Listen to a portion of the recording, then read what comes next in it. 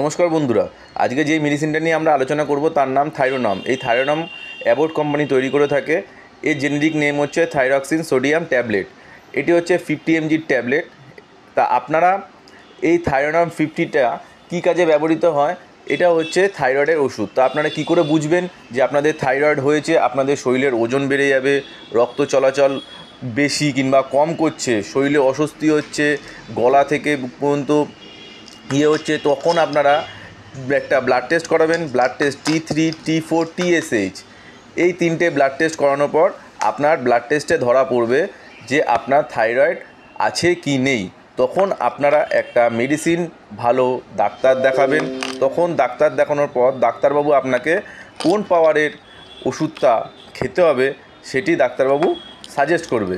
যেমন থাইরোনাম 50, থাইরোনামের অনেক পাওয়ার হয়, যেমন 75, 50, 25, 100।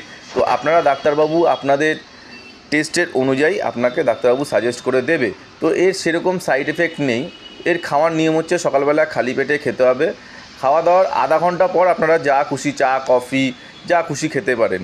তো আমার এই ভিডিওটি ভালো যদি লেগে থাকে, লাইক শেয়ার কমেন্ট সাবস্ক্রাইব অবশ্যই করবেন, আমার পাশে থাকবেন।